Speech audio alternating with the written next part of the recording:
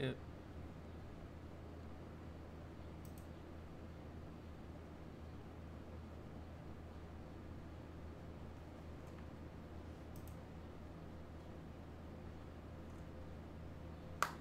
probably just thinking live for 6 seconds. I'm gonna refresh this guy.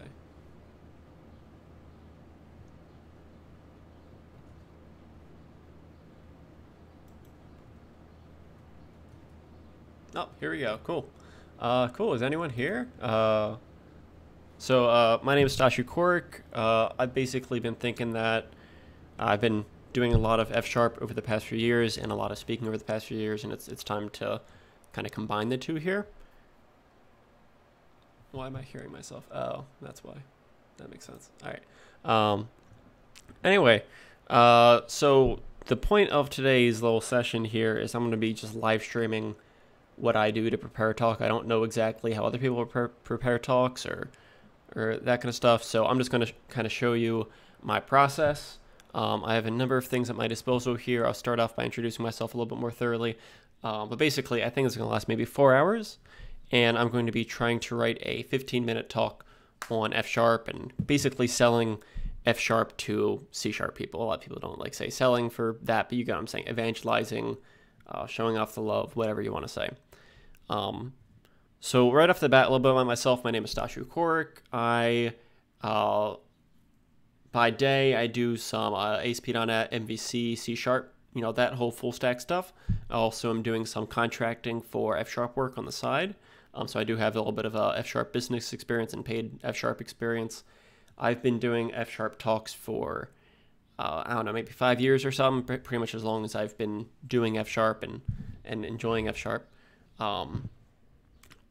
If anyone could tell me that they can hear me, just let me know in the comments. I want to know at least one person is able to actually understand me here. Anyway, cool. I see someone type in there. Anyway, so yeah, I've been doing F sharp related things for a long time. I've read pretty much most of the F sharp books out there.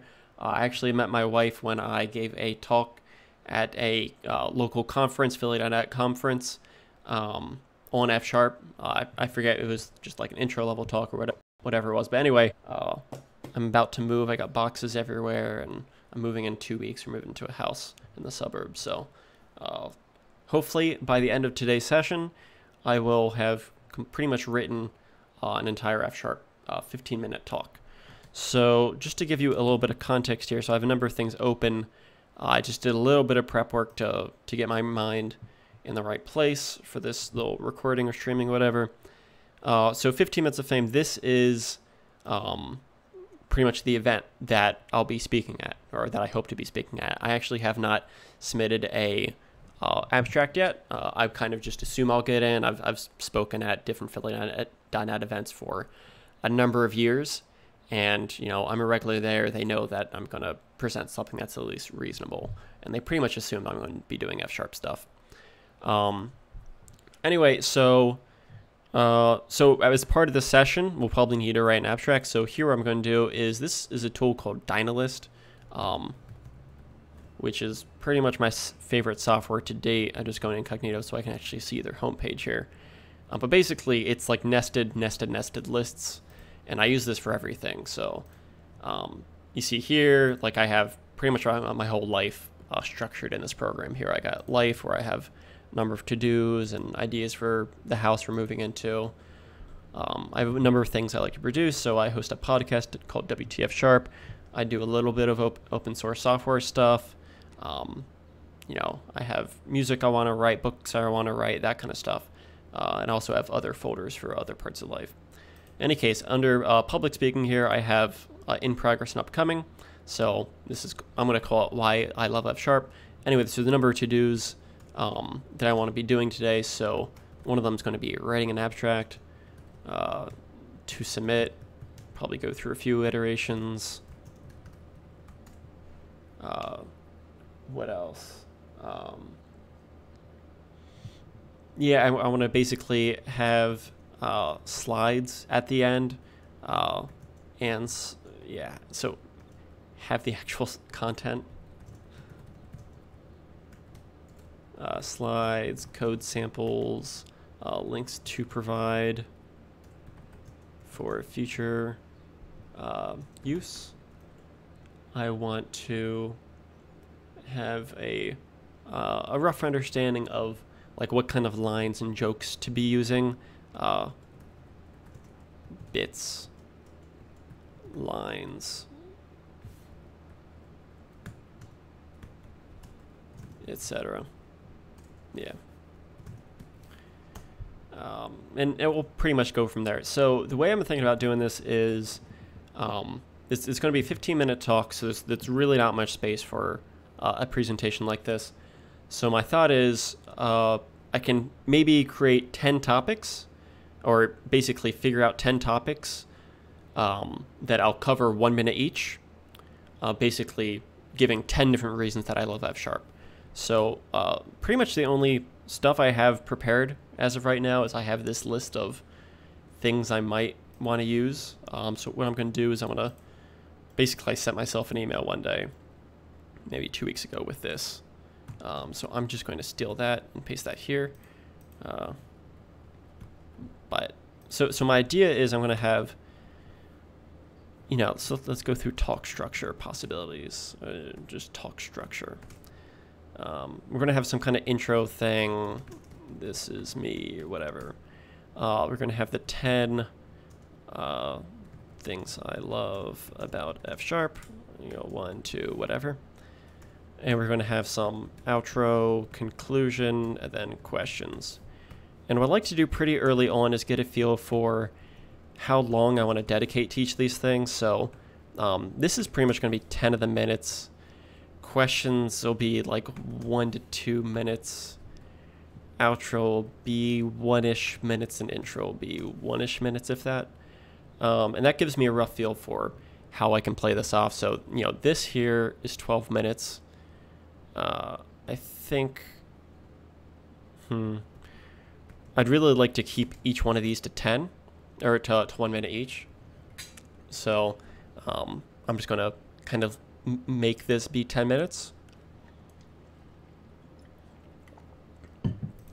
And I'll figure out the timing for the rest of this. So this will be, somewhere between 1 and 2 as well. So between these two things, I could just do this. There you go. I'll cheat.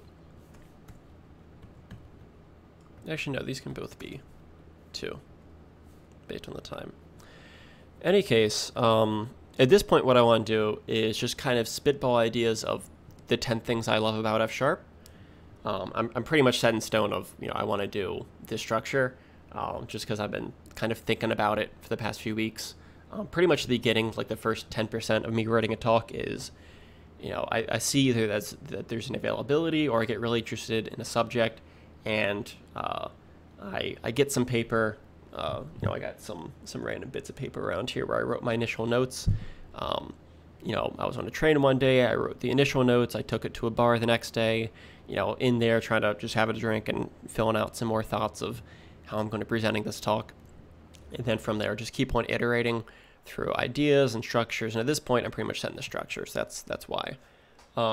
So what I like to do pretty early on is, once I have a very rough structure of what the talk might look like, I basically go through a number of different inspiration sources, if you will.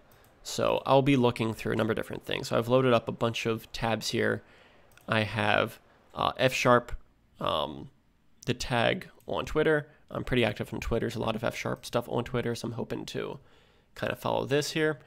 I have my own blog, which maybe I can kind of pull inspiration from my past adventures. I have specific posts. Actually, I can close that guy. There's an F# subreddit, so I might kind of pull some ideas from that. F# for Fun and Profit, really great website about F#. Fsharp.org website, which is basically the website of the F# Foundation, which is a nonprofit organization I'm actually a board member of, where we just try to basically improve the F#'s community and all the stuff around it. You can read about their mission statement and whatever online. I have, of course, the event meetup, group and whatnot, so I can kind of reference that and get a feel for what they're looking for. You know, they're saying 15 minutes of fame, short talk for 15 minutes. I can go back on their previous talks and look at, you know, what if people talked about before. Maybe it'll give me a reminder of what I talked about before at these different events. There's also the .NET subreddit, which I'm pretty fond of, which is, you know, I'm basically speaking to .NET people, not necessarily F# people. So it's good to kind of get a feel for who you're selling to, rather than just like trying to jam F# down people's minds or whatever. Just general Twitter. I follow a lot of F# people and apparently cat people. So this will be good to just kind of take from. This was me just asking the internet something. And then I have GitHub opened up. I have a number of different things I might open up, different old repos and whatnot that I might reference. But the first thing I want to do is just kind of spitball ideas. I have some initial ideas here for 10 things I love about F#. So I'm just going to be starting to just kind of think through things. And the way I'm going to force the initial thinking is I'm going to grab some books here. I'm going to read through those. So I'll get my webcam out and you can kind of see my setup. So I got my mic here. This is a podcasting mic I bought. Up the gain here. This is a podcasting mic I bought because I'm hosting WTF Sharp, which is a F# podcast. I've got my monitor set up here. Pretty boring. I'm watching the stream here, and I'm using OBS to stream this, if you're curious, and I'm watching the live stream, which is delayed by a certain amount, just watching to see if anyone's saying anything. I have my little Remarkable here. We'll probably use this device later. This is basically, it's like a e-reader, but you can write on it, and it synchronizes with my computer and all kinds of fun stuff. I have a stack of books, which I know looks a little bit extreme, but it's really useful to have these books with me. I'll basically pan through these at rapid fire to get any sort of inspiration that I need. I have various paper and pens over here in my checkbook in case. And most importantly, I have this laptop here, and the point of this laptop is so I can put this little microphone on it. Not microphone, what's it called? Webcam. So I want to position this webcam here like this. And pretty early on here, what I'm going to do is I'm going to basically be flipping through different F# books for inspiration, and kind of hope that I get ideas. And basically, I'll just type them out in the box you see here. Actually, I'm not liking this side. I want to move everything. So right now I have these sitting on some cardboard boxes. I'm going to make this actually switch to the other side. Just give me a minute. Very professional.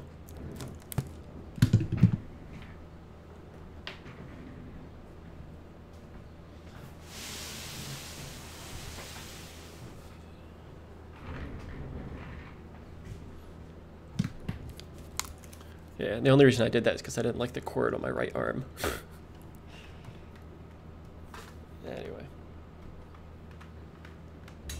And you gotta have your water here as well. There you go. All right, cool. So yeah, what I'm going to do now is I'm going to move the mic a little bit away from me for a minute, and I'm basically going to go through these stack of books at basically as quickly as I can, just getting ideas for why a C# developer might learn to love F#. That's basically what I'm looking for in all of these in these books. So I'm going to basically be trying to extract that, just different F# language features, different characteristics of the community that people might care about. Those kind of things. Just what are the selling points that people might be able to do there? One thing that's immediately coming to mind is machine learning. Just machine learning is a pretty hot topic. And there's a good book out there by Matthias Brandewinder, or however you say it, about machine learning, mostly with F#. So I'm going to close up this left tab here. I really like Dynos because I can just do keyboard shortcuts for most things. But anyway, what I'm going to do is I'm just going to create some like random root node. I'm going to tab all these in, and then if I hit Control and then bracket, I basically dive down to just this list. And I really like that because it keeps me focused here. So here's going to be, I'm just going to be spitballing ideas. So book by book, here we go. If you're looking for an F-sharp book, by the way, this is a great one. Get Programming with F-sharp. Definitely check it out. And if you have any questions throughout, I know there's probably only like 1 or 2 people actually listening. But if you have any questions about the process, or if you can't hear me or anything like that, please let me know. Or if it gets a little bit too boring, let me know. Although mostly I'm gonna just take an authentic take of how I do some talk prep and not gear it too much towards the audience. All right, so I'm going to just be paging through this like crazy.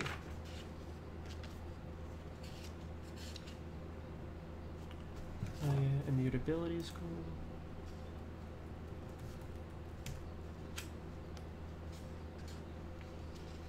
Yeah, .NET people don't care that it's open source mostly. I mean, it is mature. That's not a selling point.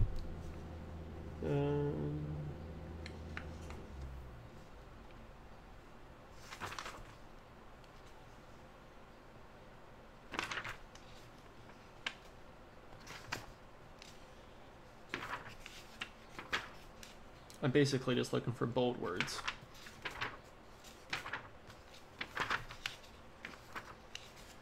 Oh yeah, works in VS. Easy to migrate.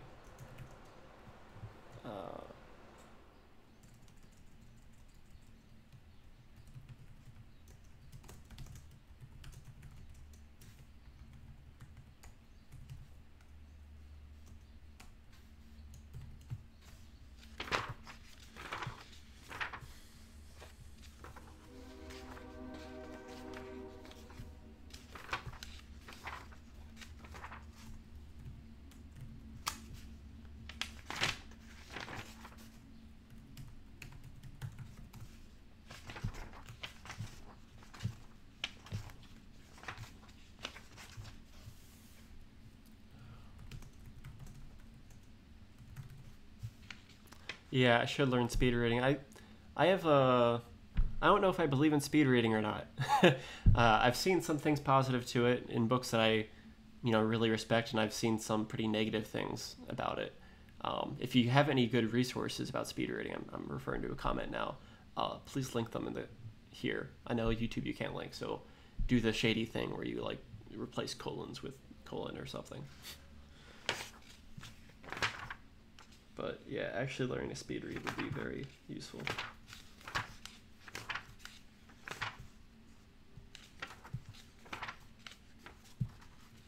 Yeah, mutable.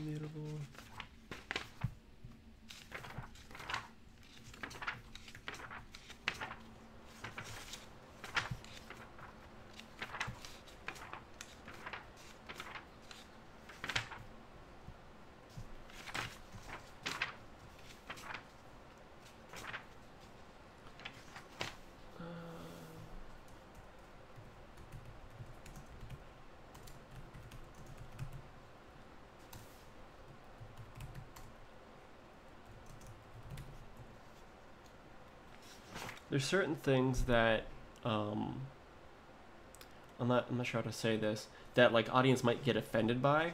Like if you say things like there's no noise, that usually comes across as your language is noisy rather than our language is pretty. So I'm always hesitant to put certain things like that in there, about the noisiness. I don't know. Good defaults.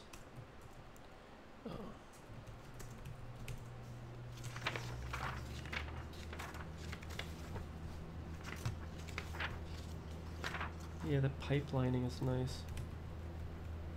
Oh, the data flow, I already have that.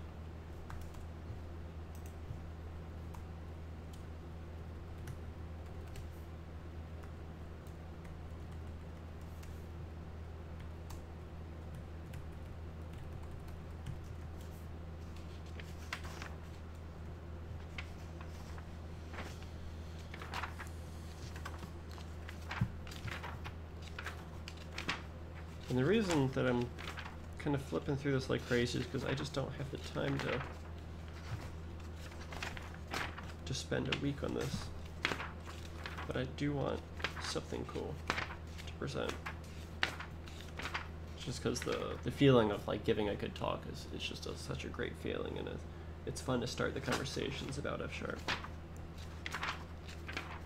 And just generally conversations about programming languages and their pros and cons and whatever.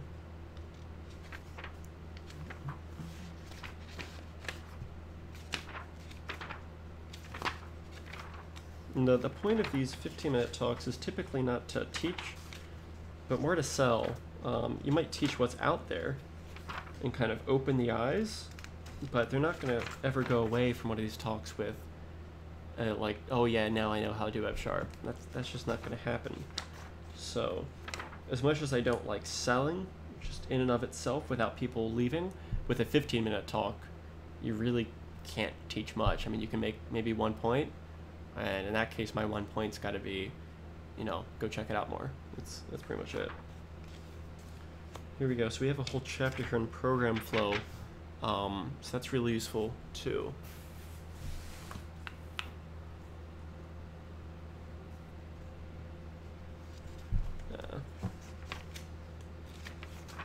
And these are just pattern matching. I better have pattern matching here somewhere.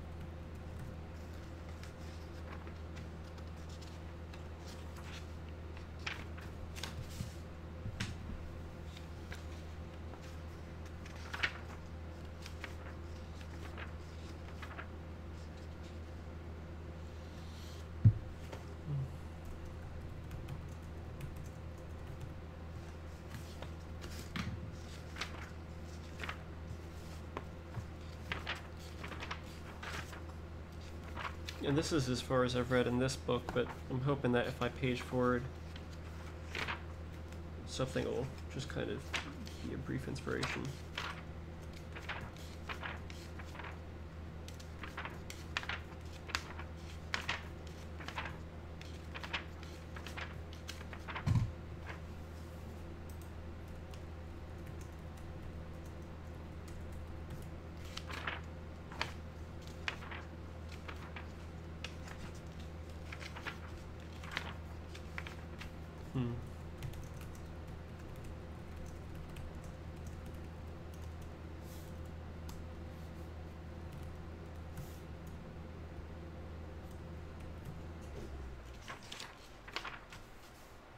This is probably...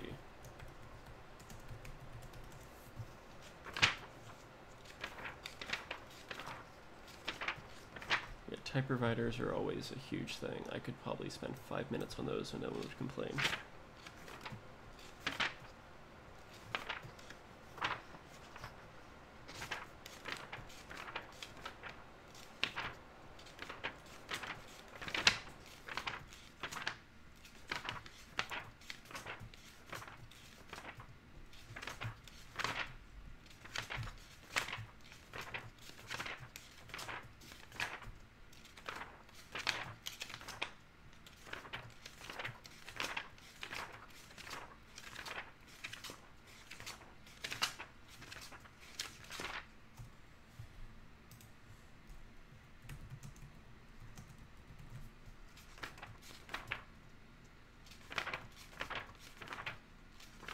In fact,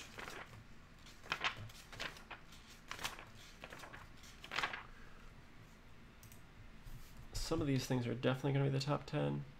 Like, I'm just already sold on them being in the top 10. So I'm just going to put them there. Like these 3 things. I won't be able to have the talk without them, I don't think. And I'm sure some of these others I haven't seen yet. In fact, yeah, we'll do safe too. The thing is, like, while I would love to talk about the community and about how cool it is, I don't think this crowd particularly cares. So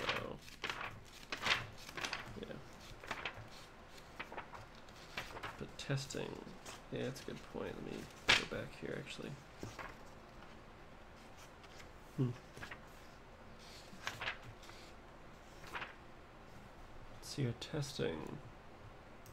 We got a bunch of cool things. We have FS unit. We have unquote. Fun fact, I'm actually working on code right now, written by the guy that made unquote. So I think that's the one he made, yeah.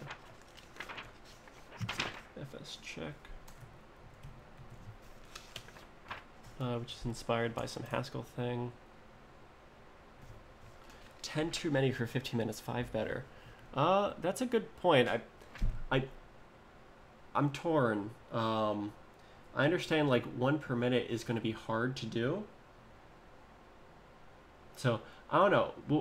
We'll get to slides. I'll have like I think I'll probably, when I get to the point where I'm trying to make slides, where I get maybe like an hour in, what I'll do is I'll create like the top 5, and I'll create like a secondary 5, and if it feels like I can fit those second 5 in, then I will.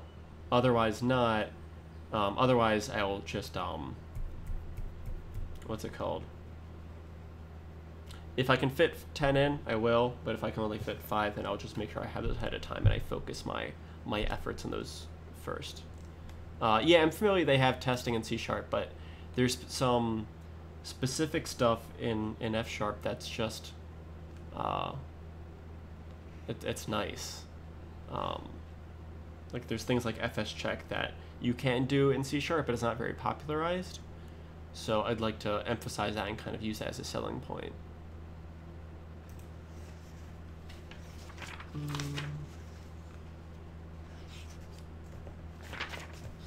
Oh, web testing. Oh yeah, Canopy too. Yeah, Canopy's a really cool thing in F#. I like that.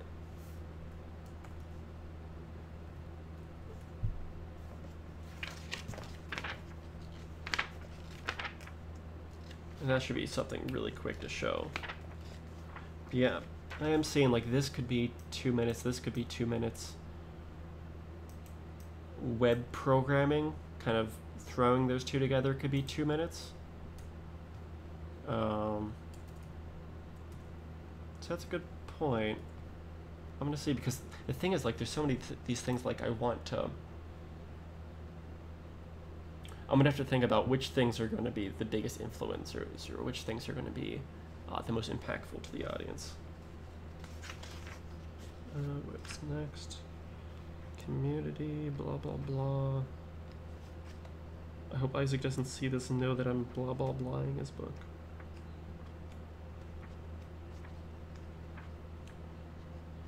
F# Weekly is a great thing. I'm gonna put that under the learnable stuff, wherever I put that. Yeah, learnable. Just good resources. There's fsharp.org. There's the, F# for fun and profit. F# Weekly. Twitter, Slack. Reddit.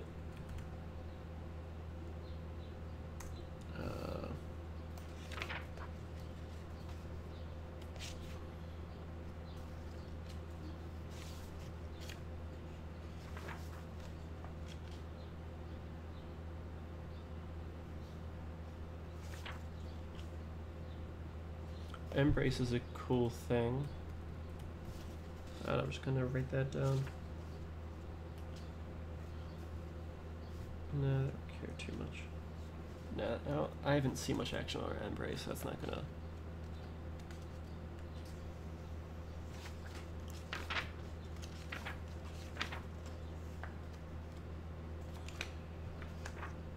These things like computation expressions won't be able to fit in units of measure.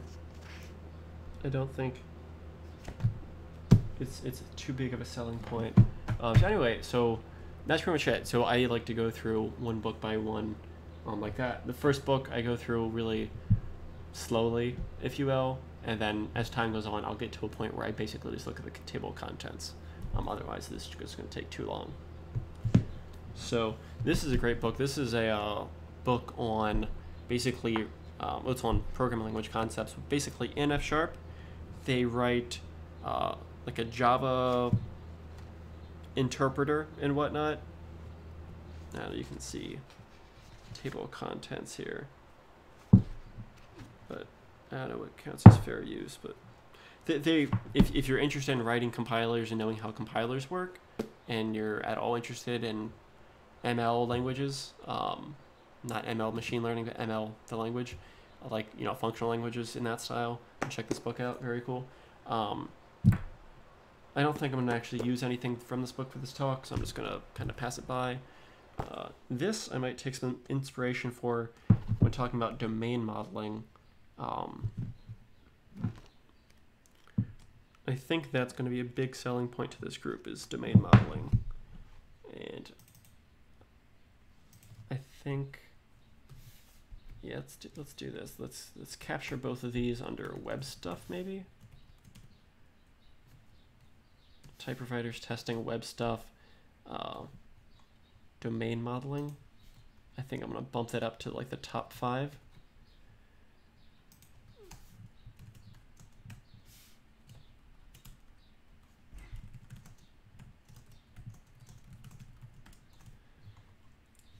So we're already kind of teasing out what might be here. I'm going to put this aside for now, but maybe we'll get to it. I'm not going to actually reference this. I'm not going to reference that. There might be something in this old OCaml book that's useful or inspirational.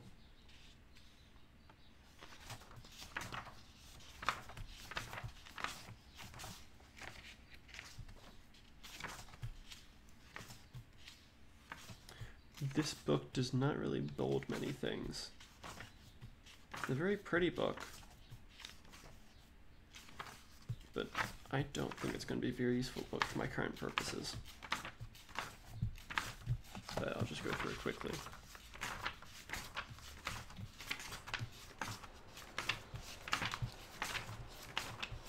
No, this is more like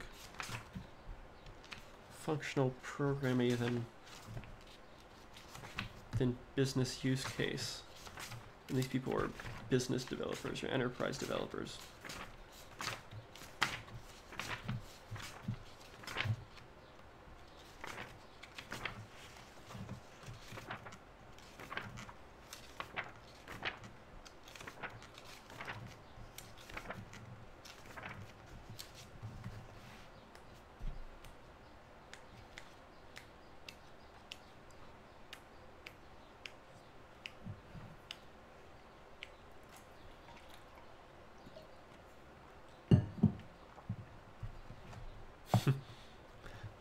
That's a good question, Herb. Why do you love F Sharp? There's a number of reasons. There's kind of a base level I don't know reason, which is just like I love F Sharp because I do. Like I loved it initially, and it's just kind of stuck with me. That's like the most honest answer. But besides that, I mean, it's pretty. When I look at it and when I write it, I'm happy. And that's the base reason. If I have to put it in one sentence, it's when I write it or when I read it, I'm happy. Besides that, the community's great. There's a lot of little things within the language which are nice, like the business rules as code, which will probably actually fall under domain modeling now that I think about it.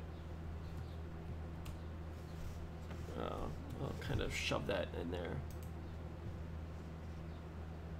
No null reference exceptions is pretty nice. And I think that is it for the book. I'm going to cancel that book. I don't know if there's going to be anything useful in here for me. No, this is monads and stuff. I don't think these people care. Nope.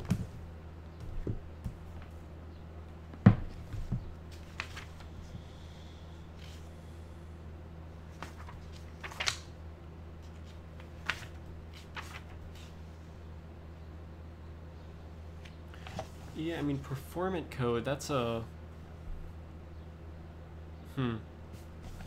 There's a section here that kind of caught my attention. developing functional reactive programs or reactive functional programs. And there's a book that recently came out, Manning, Ricardo Terrell, I don't know how you spell it, Concurrency in .NET, which talks, about large-scale performance, basically not just necessarily performance in terms of getting one operation done really quickly on one processor, but how to do something taking advantage of things like concurrency and async operations and multiple processors and multiple machines and distribution, all those kind of things. I unfortunately don't have the paperback version yet. I don't want to quite just like show you the PDF because I don't know about legal restrictions, but yeah.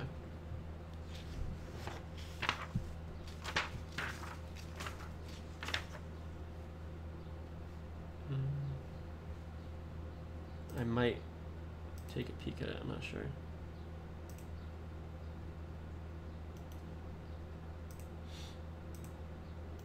Okay, anyway. I have this book on testing with F#, so that'll be useful when I get to basically building out that section. Let me see. Blah, blah, blah, blah, blah, blah. I'm just trying to see if any of these other books are particularly useful. This book is a little bit old in terms of programming, but it might be useful in filling out that web section a little bit more. I might even move one thing here.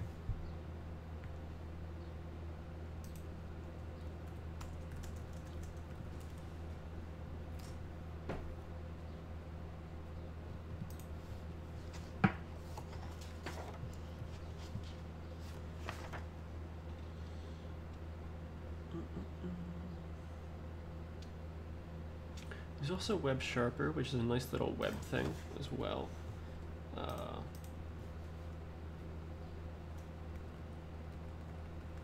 Yeah, I might get some advantage by doing testing before the web stuff. Oh, no, sorry, web. I'm trying to think of the order of these.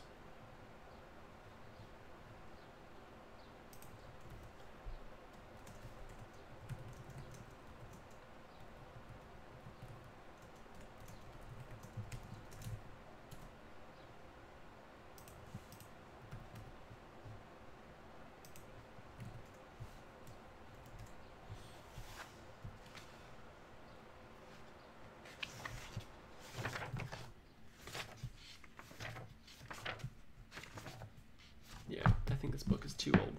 It's dated. It's like at least 2 years old. Let's see. Yeah, 2012. That's unfortunately that's like just no longer relevant. The things that are mentioned here just aren't even used anymore. Some of the things like Pit and LiveScript and Windows phones. Tech goes too quickly. Let's see, is there anything interesting in this one? Gonna look at these parts. List, blah blah blah. This section here on efficiency.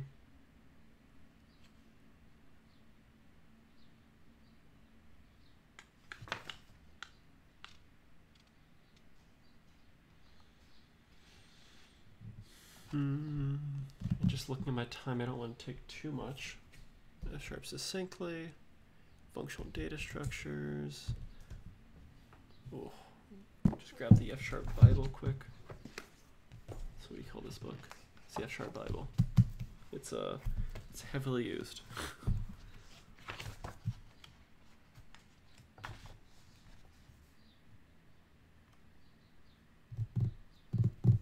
I could talk about textual data and working with that, but I think that's too much for this intro level talk. Yeah, this book isn't necessarily meant to sell you F#. I don't think it's the right source. F# Deep Dives, that's a good book for this. Yeah, this is a book by Manning. I don't mean this to be book review time, but this is a book by Manning that's intended to show off basically case studies in F#. So they go through, I don't know, maybe 10 different or 12 different projects. We got 12 different projects here that are built in F#, and I kind of show you how they did it. So just looking at software quality, software in the enterprise, social applications, games, MVC pattern. I think I am going to probably limit to top 5, just because I'm trying to think through. There's no way some of these topics are going to be able to go through in 1 minute.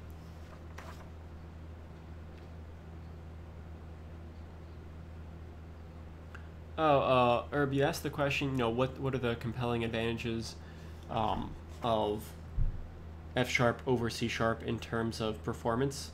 And it's mostly syntactical. From what I've seen, we do have some specific language features built in, like we have the actor model built into language with the mailbox processor and the and whatnot, and our asynchronous model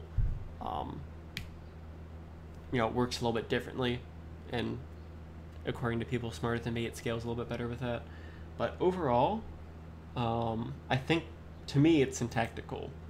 I know I could do all the same stuff in C# with enough effort, but at least in my experience, I have to think less when I'm doing it in F#. So that's thinking less is a positive thing.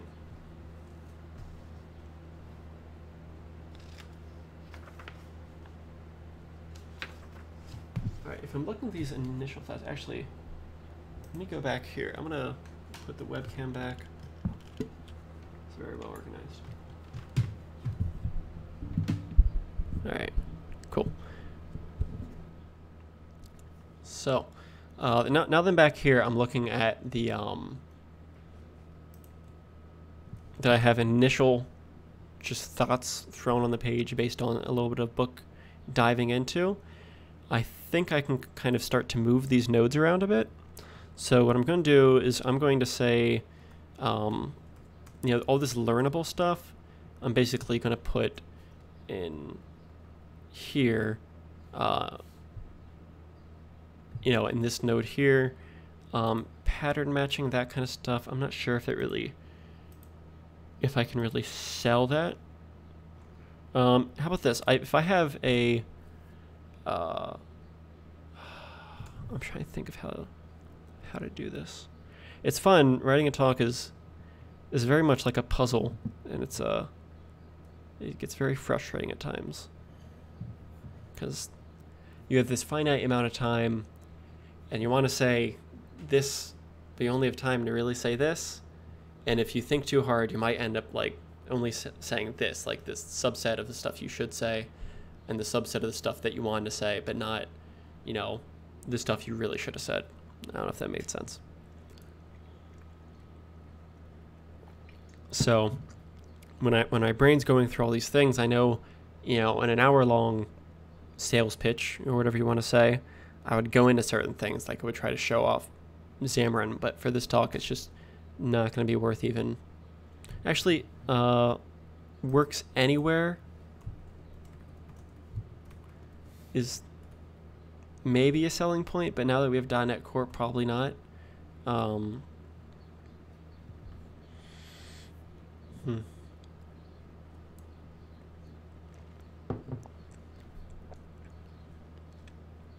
right, I'm gonna not try to make anything final yet. I'm gonna keep on looking for inspiration. Typically in a talk, by the way, I would get out my whiteboard and I would do a lot of stuff here. So here's a talk recently about graph databases. Not about graph databases, about graphs in general. Everything from, graph theory to graph processing to graph databases, whatever. I'm gonna let this load up for a minute. And in order to write this talk, I took basically, before I had any of these slides, I had this, and this approximately turned into these slides, but this is an hour, so I can't really do that. Anyway, I just want to throw that out since this whole session is supposed to be about how to write a talk or whatever.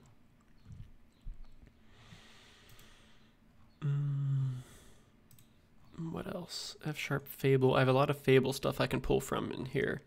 I just record an episode about the safe stack, which is related to Fable. So this web stuff is coming out as a clear topic. Testing is a clear topic. Type providers is always a good thing to do.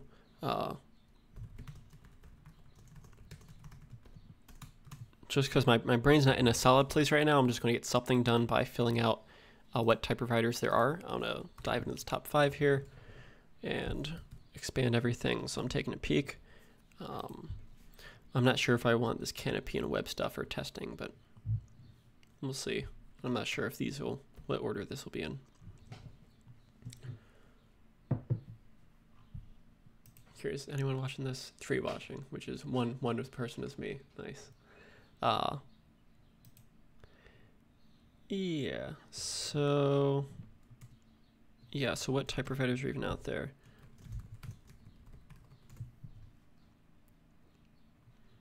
Well, I'll just type out the ones I know first of all. There's Excel, there's CSV, there's SQL, there's a few kinds of those. There are, TSV, whatever. There are HTML. There's, what is it? There's one for Neo4j, I think. There's like the fun ones, like Chess type provider, Don Syme type provider. There's all kinds of silly things. So list of F# type providers. Someone's got to have this. Data access type providers. Let's see what Sergey's got here. Nothing important. Thanks, Sergey. Oh, here we go. Nice. So DBML, EDMX. I don't even know what EDMX is. Oh yeah, OData, WSDL,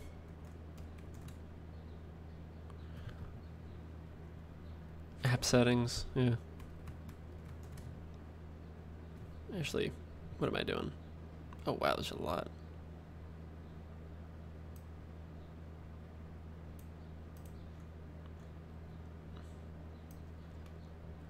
I'm gonna copy most of these here.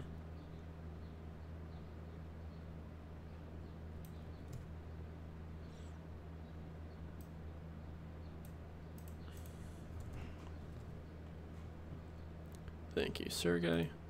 Oh, cool, those links even persisted. That's nice. So we already got Excel here. And we must have gotten CSV. Yeah. Freebase. DBML. No. EDMX. Oh yeah, so those 2 things are here. OData. WSDL, app settings, he gave us all those. What am I doing? HTML, where is that? Alright, I don't think he has it there. Or I'm blind. SQL, Neo4j, fun ones, whatever.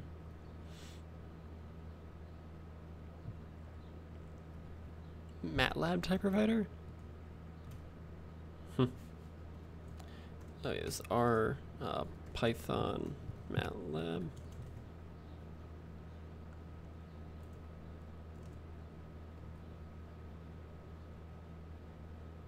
PowerShell. That's going to be a good one to show off there.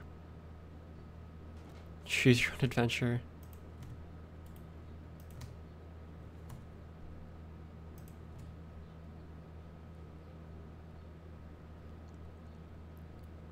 Azure type provider. Open opportunities. I'm curious about this SignalR type provider. This is old.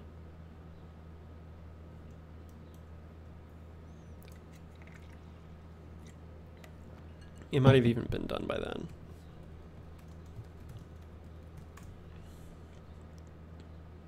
Of course. 3 years ago. No one's complained about it since, so it might be working. Probably on Signal R2 or something.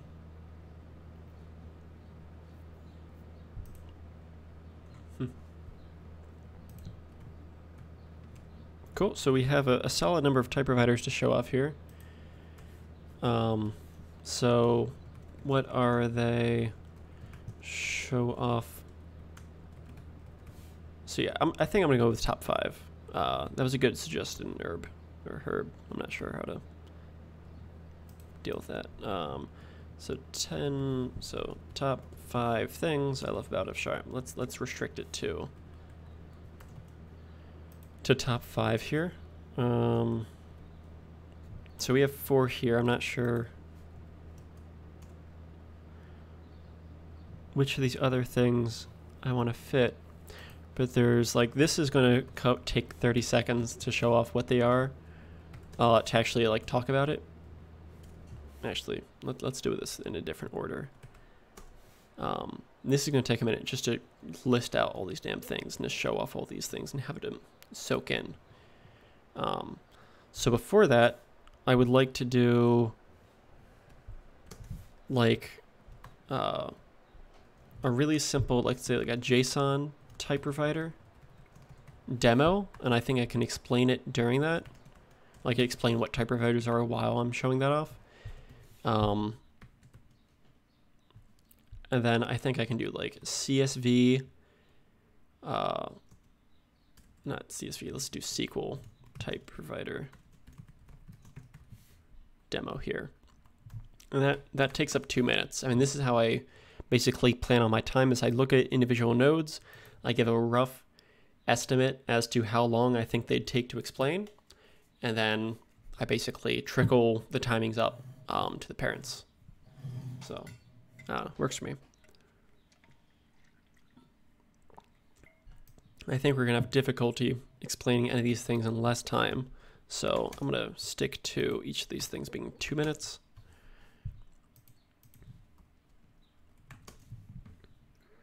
Domain modeling. Trying to think how can I group some of these other things together?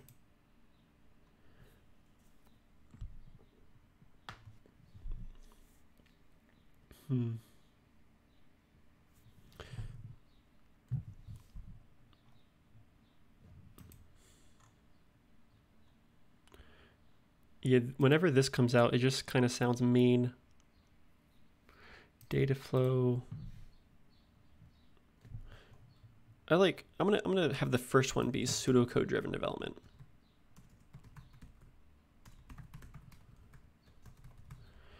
And what I mean by that is I wrote some, let's see if it's still here. Do I have it? Yeah, here we go. I wrote a talk a while ago, a blog post a while ago about pseudocode driven development, and it got decent press. It was in, not A Press, but some publishers, O'Reilly, their weekly web publishing or whatever. Anyway, so it was in there, and I got decent feedback there, and I've used it at this group before. It was pretty good. And basically the idea is I write the definition for a function, and then all I have to do is kind of fill stuff in, and this shows off certain things like pipelining and data flow. And then once I fill that in, everything's nice. And I think I can fit this post in about 2 minutes. So I'm going to have pseudocode driven development be the first thing, and that'll be really easy to understand versus some of this other stuff, which might be harder to understand. After that point, after I do the pseudocode driven development, I need a big win, because I've gotten to basically language level niceties. So I need kind of like, they'll be asking questions like, okay, like it's cute, it's got these nice little language differences, but how am I going to, like that's not enough for me to switch. Type providers is typically the thing that'll get them really paying attention, at least for me. And so I really want that to be second. And then these other things come after. I'm trying to think how I want to end. The thing right before, or sorry, the thing right after the top 5 is going to be outro and conclusions, at which point I'm going to tell them, it's learnable and whatever. So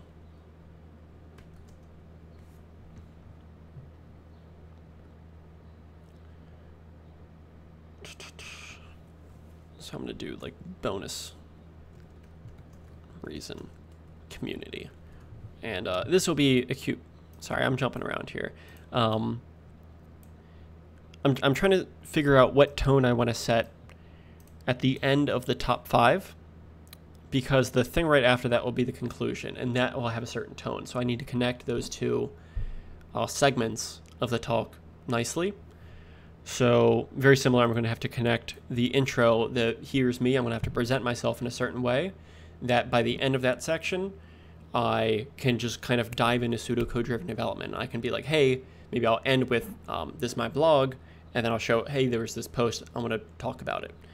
Similarly, when I'm done the top 5, I'm going to be ending on a certain tone so I can set up to a bonus reason that I have in mind for why I love F#, and that bonus reason is community. I can do a cute little joke about the fact that I met my wife through F#. I can, talk about how it's been great for me because I've been learning how to do public speaking, and I've now gotten to do F# stuff all over the place. I'm going to San Francisco in the fall to give an F# talk, to Belarus in the fall to give an F# talk, and probably Berlin. So it's taking me a lot of places, and I'm really excited about that. So I can do all that. So I have this fun tone that I'm kind of quickly coming to after showing this F# stuff too. So while domain modeling is very important, I can't say that it's particularly sexy versus something like unquote, not unquote, but like Canopy and FSCheck. Those are things that are a little bit sexy and are kind of like fun. So ending with testing might be really nice that way. So I think I'm going to do is order them this way, in these 5 sections here. So I'm going to do, I don't know if I want to dedicate a whole minute to that, but I mean, I can always leave extra room for questions. My F# background, I'm a C# dev 2. No, I can look at my previous talks too for how I'm going to do that. So anyway, I'm going to let that settle for a few minutes. I'm going to head to the restroom very quickly. If you have any questions in the meantime, please let me know. I'm going to take like a 2-3 minute break, and then I will get back into it, and I think I'll just look through this list quick. But basically, throughout the first hour, we looked at a bunch of different sources. We got a feeling for what our individual topics would be. I got a nice feedback from the my visitor here, Herb, and chose to go from just doing 10 topics to only 5, just to basically touch upon each topic with a little bit of depth rather than just very, very, very high level. And we have a rough structure within an hour. So what I'm going to do next is, when we come back, go through this list quickly, make sure there's nothing we want to slip into the section above, clean it up, and then basically fill out each of these nodes with, what demo I might do for SQL type provider, how I'm going to structure the pseudocode-driven development stuff, what other web stuff I might want to throw in, etc. And we'll come back to that in a bit. So I'll be back in a bit. Thank you.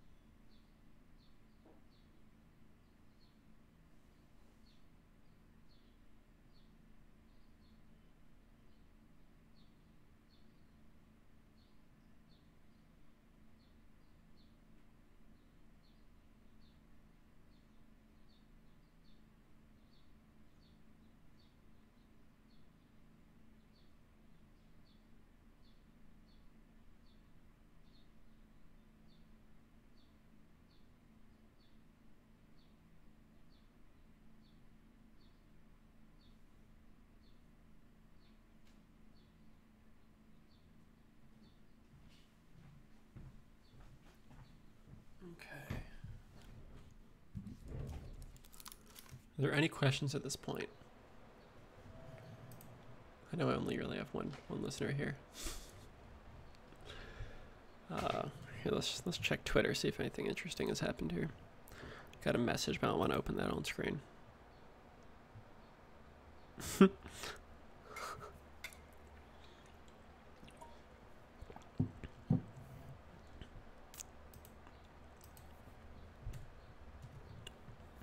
Okay. FS unit, I think.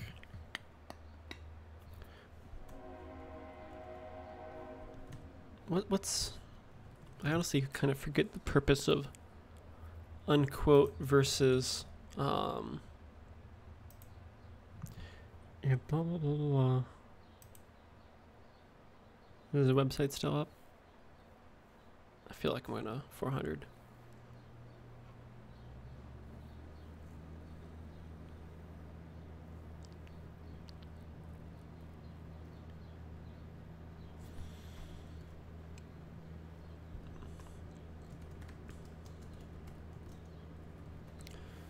So I can go through very briefly about, you know, how you can do normal testing, even against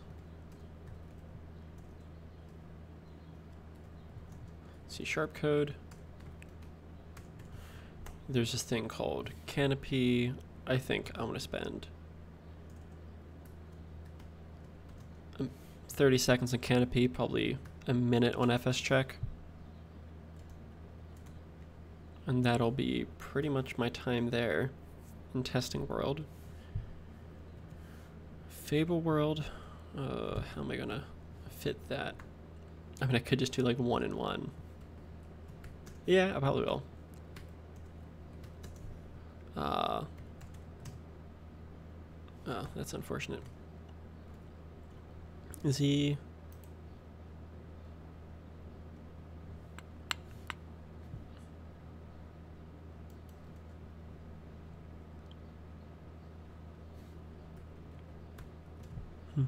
Oh yeah, Expecto's a thing too.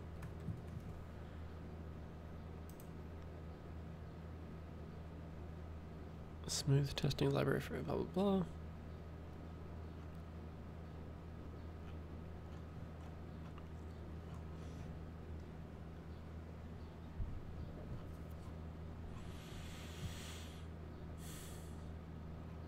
It's probably not worth digging too deeply into that, just because there's time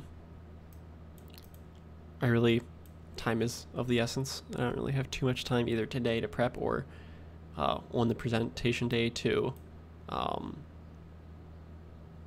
what's it called, to present on a bunch of little testing topics. So I think I'm just going to keep it to this. At your conclusion, it's learnable. So there's going to be like books, Pluralsight, random sites, bug me, training, and commercial support.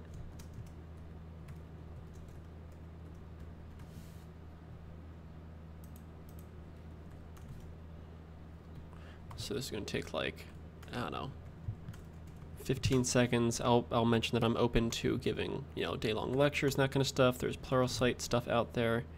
I'll give that 15 seconds to talk about books. That'll be 30 seconds because I really want to touch on F# deep dives. I think that'll be a great resource for this crowd. Just kind of see real experiences of its use. It's going to be maybe 15 seconds of random sites, commercial support, I don't know, 15 seconds-ish. And that'll be including... Man, time is really short. 15 minutes. I haven't written a 15-minute talk in a while, so it's different. Usually they're like an hour. What is that? So that's one... That's a minute and a half I have planned in a minute-long thing. So maybe I'll just do this. Maybe I'll do a minute 30, and I'll say bug me. Yeah, I'll do this. I'll do Random sites. So Pluralsight, books. fsharp.org to learn more. Fsharp Weekly to learn more. There's Twitter. There's Slack chat. And there's Reddit stuff. Bug me. As a separate thing. Email. Open to training. Etc. All right, so we have a rough structure there. I like to get down to basically like 15-minute increments if I can, just kind of by feeling things out. What I, for some reason, want to do now is look very briefly at Fable. I'll jump around a lot throughout these talks. That's neat. They got flags all around their name. Cool. I didn't know you could do like flag emoticons in the title bar or whatever, or in your name.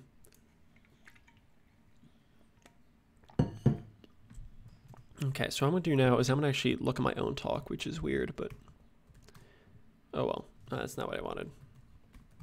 I want the other short URL. So I wrote this talk a while ago about F# plus Fable. I'm curious if I have some kind of self-inspiration here to discuss. Or to pull from, rather. I guess I most recently gave this in June. Really? A month ago? I don't remember that. I don't remember giving a talk a month ago. But I must have. That can't be right. Nah. Yeah, it was in February. Okay.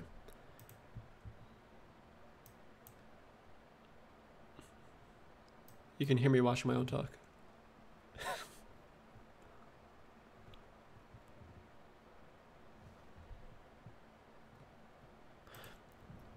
In certain circumstances, and I might even do this later, I would watch this whole other talk. I put a lot of effort into this talk, so stealing from yourself is also always good. But what I'm going to do now is just look through this. Like, I'll probably pretty much steal most of this stuff, at least.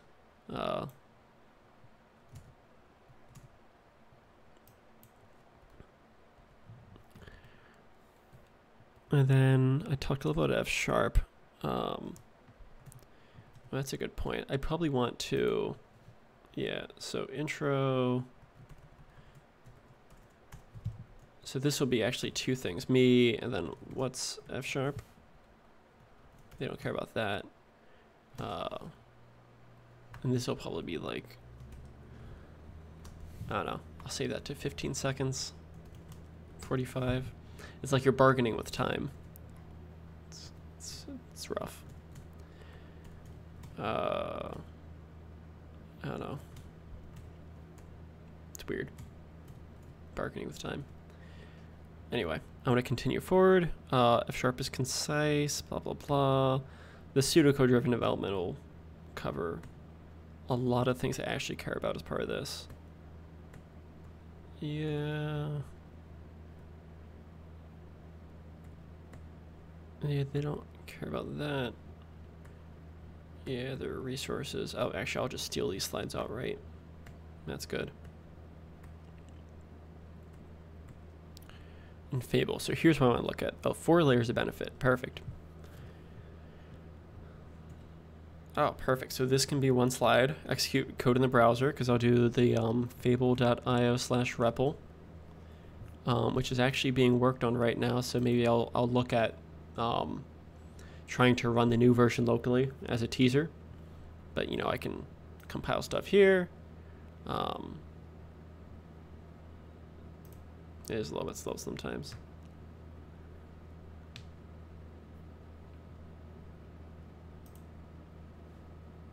Where's the,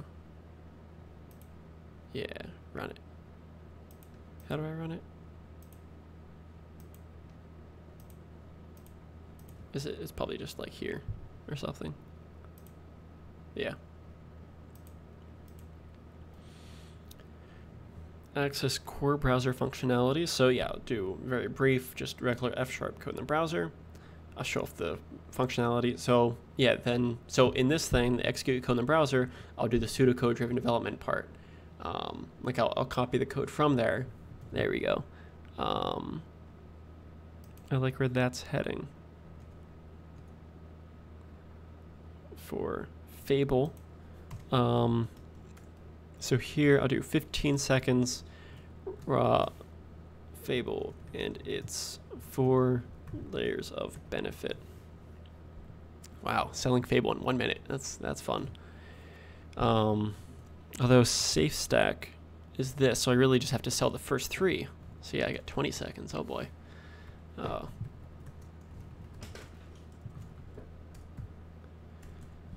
Mention podcast episode that I just recorded and should be released by that point. Should actually be released tomorrow. If you're curious about the podcast and you're watching this later, just check out WTFsharp.net. It's I only got 3 episodes out right now, but it'll get there. Any case, Fable, and it's 4 layers of benefit. So actually, I'm gonna just kind of put like a 0-0 to remind myself for full stack web development.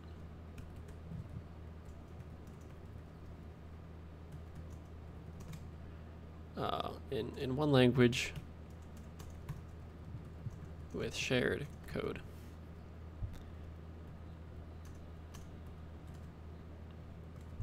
Execute F# code in browser. In this part, I'm going to do the re-execute. What's it called? Pseudocode driven development stuff.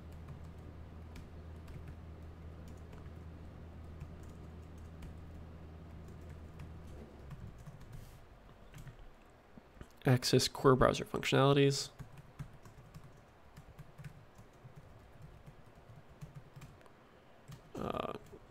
DOM, canvas, alert, etc. And the last 20 seconds will be access entire JS ecosystem in a safe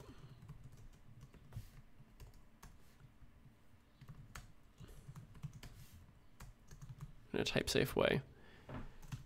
This will include like JS frameworks. Can I copy this? Like, really? Can't copy my own damn thing. JS frameworks, Node, Electron, mobile apps, console apps, games, VR, AI, etc. You can do anything in JavaScript these days. So the point to make here is now you can do anything in F# as well.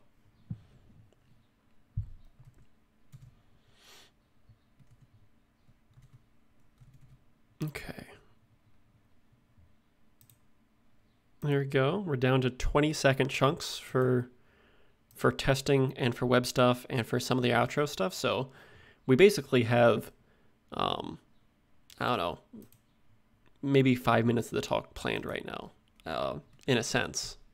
So we're actually on track to maybe be done by 4 p.m. in 3 hours. I might actually break after 2 hours and do like a second 2-hour session in a future day, just so I can take a break and whatnot. But we're on a good pace.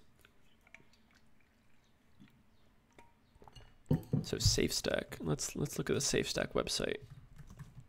A lot of writing talks is just going to random places on the internet, and basically summarizing the content for future learners or for future use. That's assuming you actually know the topic. So sometimes what I'll do is I'll sign myself up for a topic, and then I just won't know anything by the time I sign myself up for something. Like the first time I gave a talk, actually I submitted something about Nancy, which is a micro web framework. And I maybe spent half an hour on Nancy before, but signed myself up for an hour-long talk, and by the end of the talk, you got to know You gotta know the material, otherwise it's gonna be pretty embarrassing. So setting yourself up for either embarrassment or success is a good way of pressuring. Just gonna make sure nothing happened. Nothing. Cool. Dun dun dun. So we got a minute there. A minute here. So let's see, how are we going to do this? I kind of want to mention how to get started. Actually, what I'll do before all this is I have recently recorded an episode of my podcast about the SafeStack. So I've record that with him. So I'm just going to look here for any cool inspiration. So SafeStack, oh yeah, so first off, of course, I have to mention, what is it? I'm glad I remember about that.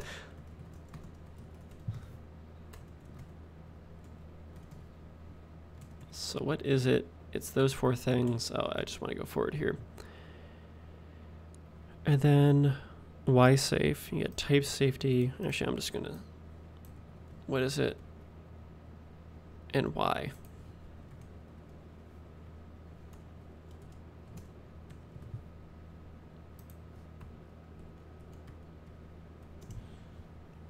And this is a lot to fit into 2 minutes. So I might have to kill things when I get to slides. We'll see. Like I might only be able to cover Fable and not Safe or something like that.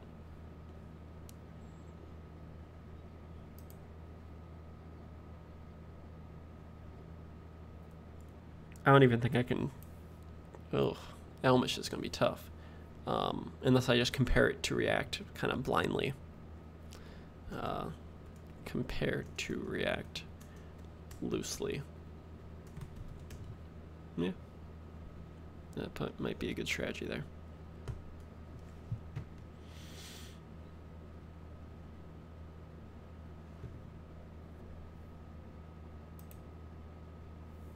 Type safety across the stack, single language to learn, skills reuse.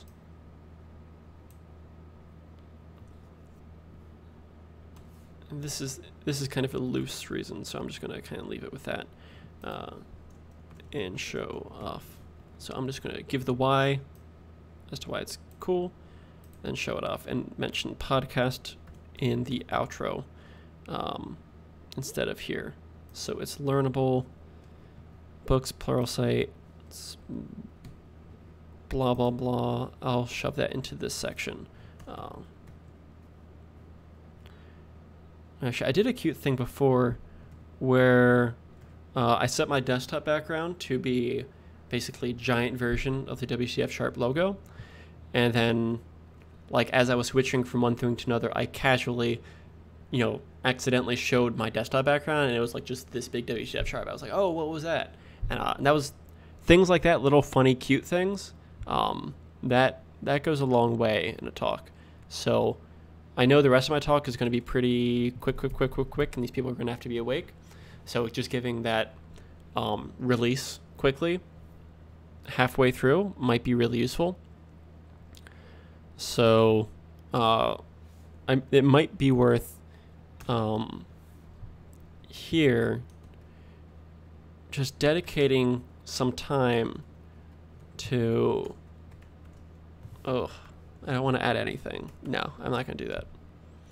I was thinking about adding that little blurb right there, but I don't think we have time for it. So bug me, contact info. Mention that giving formal training, WTF Sharp. I'm just going to leave it like that.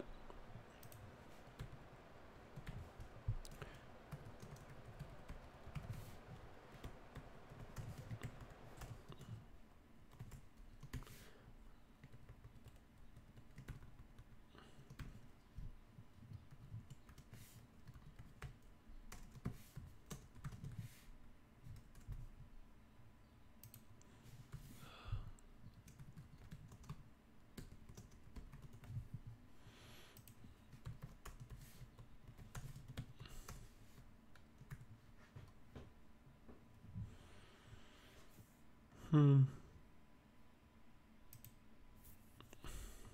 is good to have a little bit like that.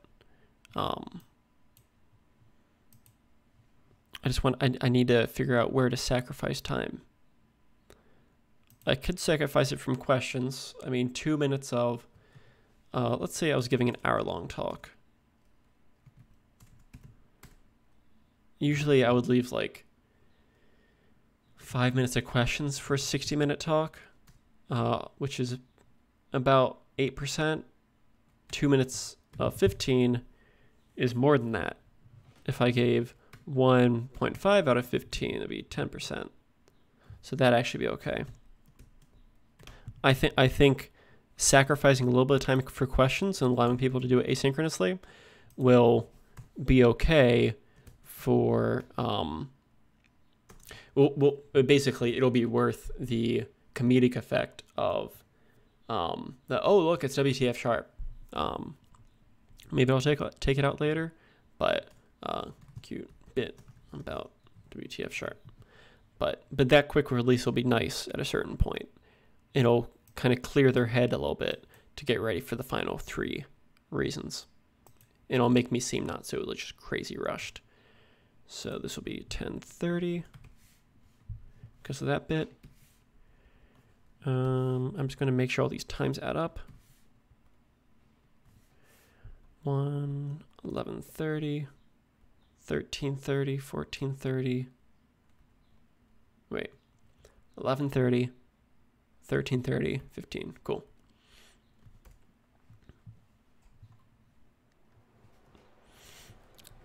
Okay. What are things I should mention about me? I don't know. Do they really care? Employment. They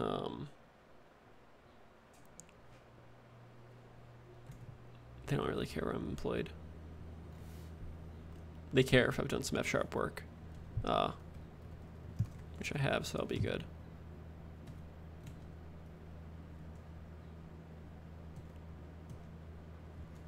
Okay, let's go through here, blah, blah, blah.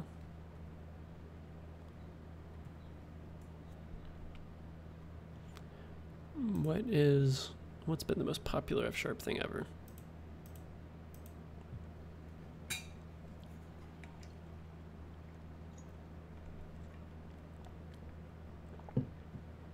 Pretty much just writer. Damn, that's pretty. I mean, the top 5 things are just project writer supports F#. Well, yeah, F# making money and that kind of stuff. That's cool. Yeah.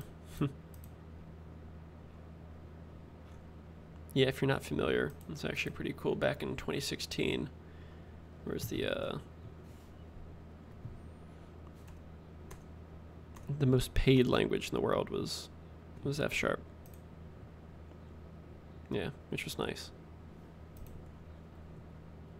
It was a good win for a little bit. I mean, I don't think it's any longer that case. I think the sample size was pretty poor, just because there are only so many F# developers. So, like if 10 F# developers exist and they have really good high-paying jobs, then like the average of those jobs is going to be high-paying. So, I don't know. It's hard to use that as a selling point too much.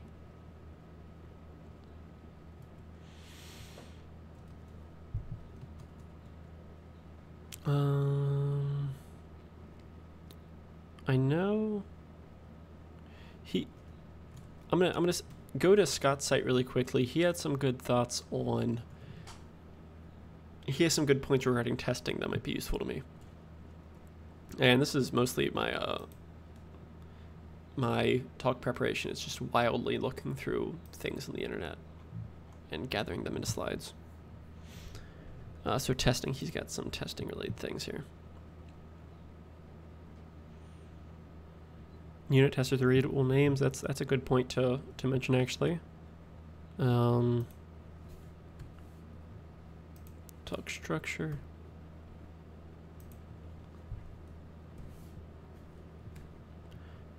Normal testing, readable names.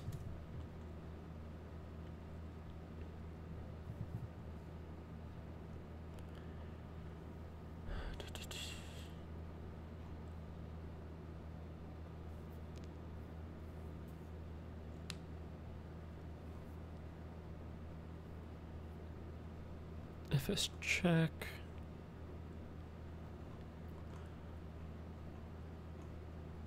It might be worth, yeah, maybe giving 15 seconds here. Generating dummy data for testing.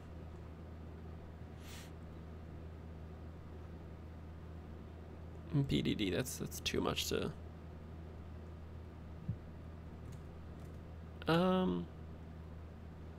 Yeah, it's too much to cover. This is enough.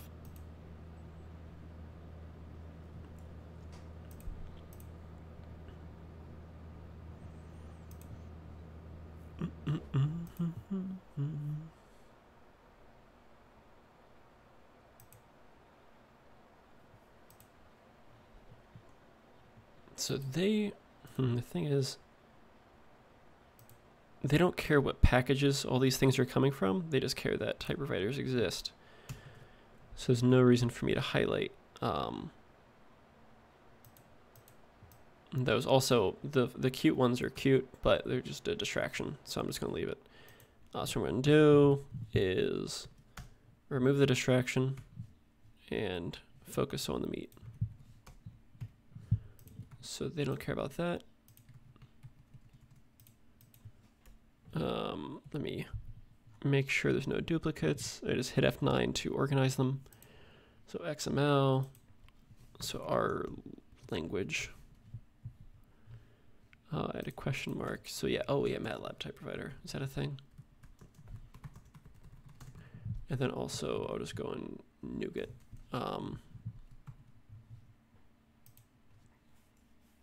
Yeah, what's the deal here? Does this work?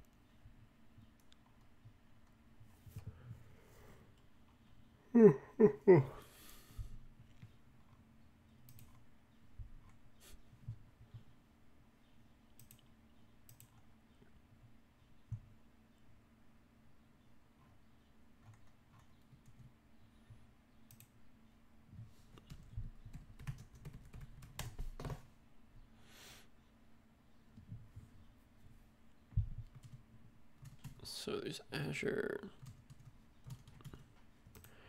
So I'm just gonna try to organize these somehow. Oh, apiary. Actually, I was gonna use that at work some. Math.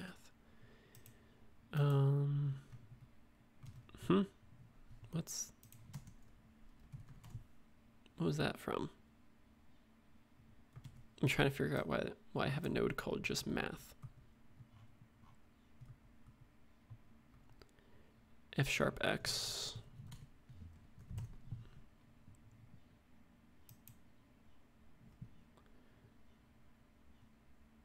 Is there a type provider in here? Do I still have Sergey's post up?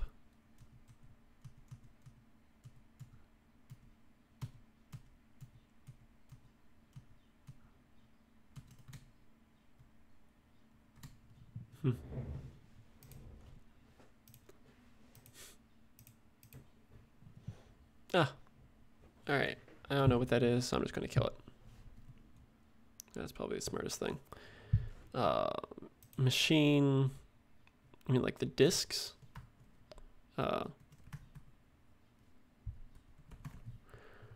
Python, PowerShell, Neo4j, MATLAB. So other, I'm gonna just create some categories here. Actually, I'll copy these over and then create some categories.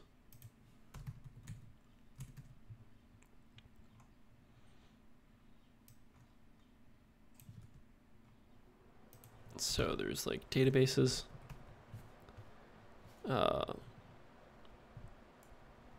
Actually, there's local. I'm trying to think how to organize these. First off, let me kill the ones that don't really matter. So, what's EDMX again? Oh, that can be useful. And DBML, I think, is in that same space. But I'm just going to kind of group these things. So, Excel, CSV, XML, XAML. I don't know what XRM is. I'm just going to kill it. World Bank. Other languages. I'm just going to kind of put this in here. Put that in here.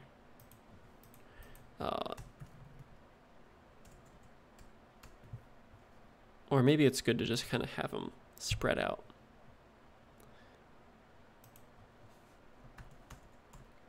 You know, I should probably limit this to 10. Otherwise, it's going to be overwhelming. So to 10 nodes. So let me do CSV, Excel, XML. Yeah. That's smart.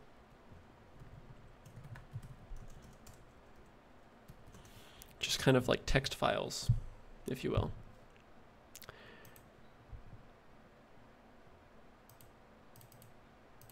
What is apiary again? That's API design stuff. All right, I'll keep it. So Azure storage or storage.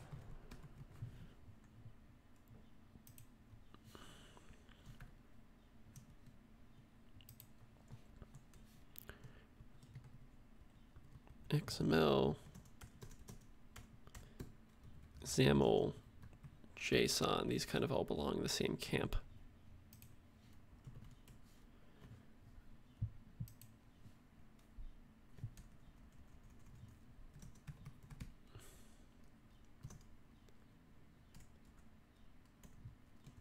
I think HTML1 will be good to highlight, actually.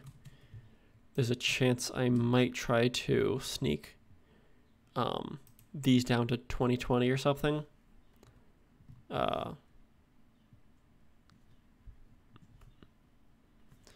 Or sneak this down to 30 and then have, yeah, I'll do that. I'll do 30.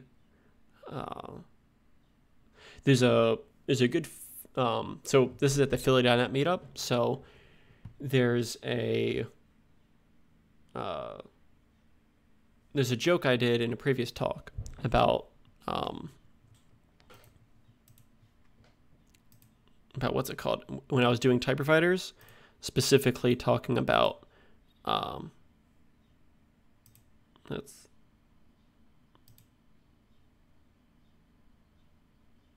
yeah, here we go. So football, you know, the Eagles won Super Bowl. Everyone's excited, blah, blah, blah, sports, whatever. So I made a little thing where I connected to some random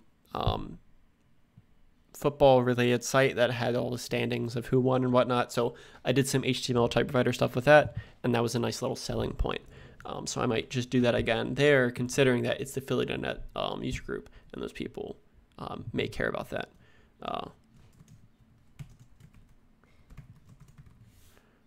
So I'll do that Eagles thing. Cool.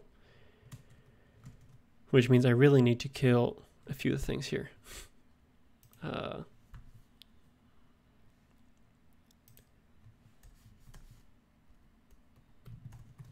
Databases. This is Neo4j. It's got SQL. It's got Azure storage. I don't think app settings. We can kill some of these. API is not big enough. That's not big enough. It's not big selling point. There are multiple SQL ones. I don't have to highlight any specific things. Oh, data, that's a bigger one. I'm actually going to drop these down to their own thing. Not that the list is getting shorter. Yeah. We got 2 HTML nodes. Can kill 1. Our language, I don't think people might care about. I'm not sure. Azure definitely got to keep. So let's start with the plain simple ones, and we'll go down to the interesting ones. So how many are there here? Let's keep it down to 10. 11. I'm just going to kill MATLAB then. There we go. So I get that down to 10. Having those on a screen at one time should be not too overwhelming. Although really this is more than 10, but whatever. And then I can just get the point that there are ways to create your own. All right, so that seems like it's heading in a good direction for type providers. So I've kind of fleshed out what I'm going to do for type providers, what I'm going to do for web development, what I'm going to do for testing. I know I'm going to do that cute little bit about F#. I think this will go pretty much fine. I think it's pretty much just copying the code over to slides and showing how the code progresses over time. I don't know what I'm going to do for this. I actually think I should take some time to read the that book I was mentioning, the Domain Modeling Made Functional. I've read a little bit of it, but not the whole thing, so I think I should go back and kind of extract a 2-minute version of the book, if that's possible. I think web development's going to a good place. Testing is testing is in a good place. Outro stuff, got plenty of content there. I think we're good. Trying to think, any input from the crowd here regarding what you want to see next? I could just continue diving into each of these sections and extracting, or basically filling them out more and more. Or I could start with the slides. I'm not sure which direction I want to head in, so if you have any input, please let me know. In the meanwhile, I'm just going to think and get some water.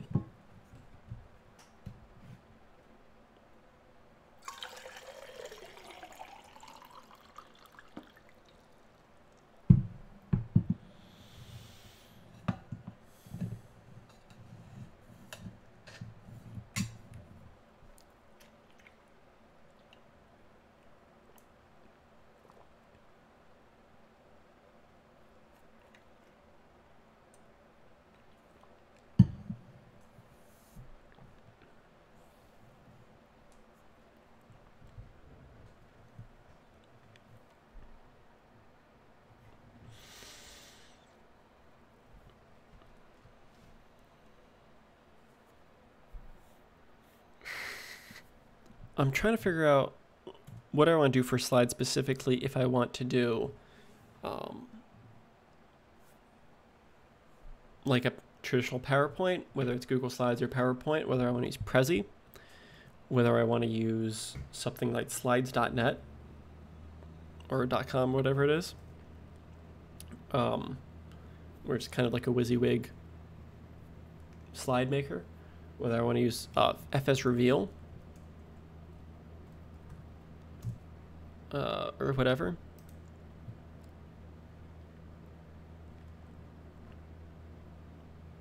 I'm not sure. One thing that I have been meaning to get to, though, which I might as well do while my brain's kind of in a resting state, is going to be, that's a good idea, Herb, to go through a quick run through, as if I had to give it right now. I might do that in a minute. That's interesting.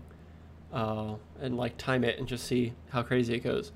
In the meantime, right before that, though, what I'm going to do is go and try to download the new version of the Fable REPL. I've seen some commits going around about it for the past few weeks, so I'm going to try to clone that repo and get that working locally, just to see if I can get a screenshot or two of it. And then if so, I know that I have that repo there, and I can use that for that pseudocode-driven development. I mentioned I might have that in the actual thing itself, so it might be a cool little thing about Fable to show off. Otherwise, I'll just go through the typical Fable route of... Actually, you know what? This crowd is not going to care about the Fable REPL, if I'm honest. I don't think they are. So because of that... You know, they might. So I'm going to do it. I'm going to find it. What was it? Fable, then Fable. It's like Fable compiler, Fable. Yeah. So in here, there's a Fable REPL in this, it's somewhere in this space. So that was updated then.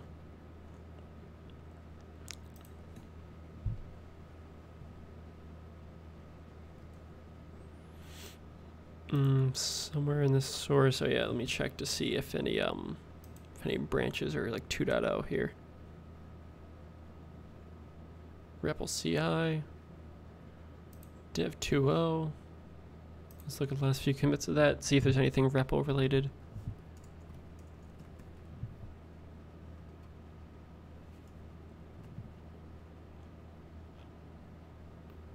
July 17th, maybe they're over a week ago. REPL benchmark update.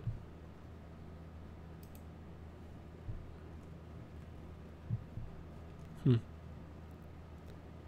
2 months ago here. I don't think it's there. I swear I saw a new version of the REPL being discussed and played around with here, but maybe not. So what I'm gonna do is I might take the suggestion that Herb said and go through basically the talk as if I had to give her right now. I of course don't have any code like on my computer right now relevant to this, but I do have a rough outline.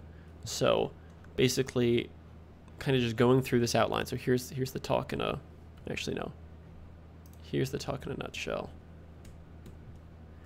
Going through this quickly in 5 minutes might be useful. Oh, in terms of why they might not like the Fable REPL, my thought was that they don't care about the fact that it's like, that it's Fable code compiled with Fable in your browser. Like they don't care about that dog fooding element of it because that's not really important to them. What's important to them is I can type F# into the browser, because the Fable REPL isn't really like a REPL. It's more of a it's a place where I can execute code. And, it's like Fable Live, really. Yeah, Fable/browser is what it maybe should be. But it's basically, yeah, I can't just like do the actual REPL. For people that are watching that don't know what I'm talking about when I say REPL,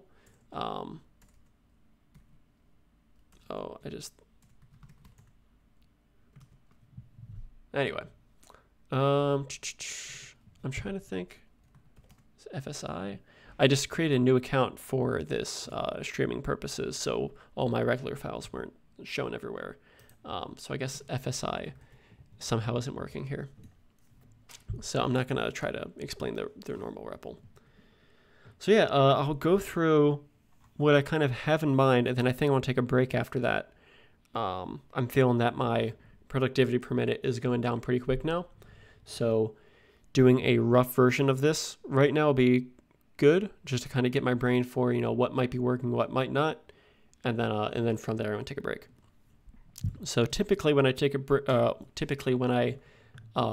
do stuff, do a practice run at home, I'll open up very little, so I'll close most, is what I'm trying to say. Just make sure there's nothing I need. Actually, I'll keep this open, because that'll be useful.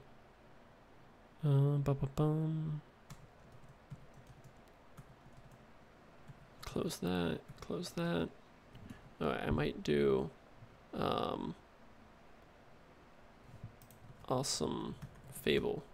Oh no, F#. Not my version, but the regular version. This will be something cool to point to.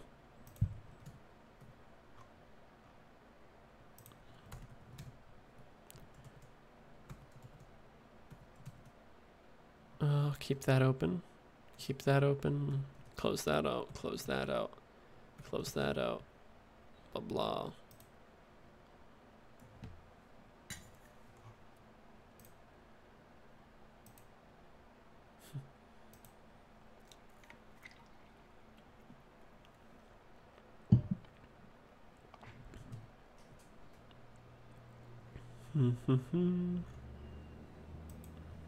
All right.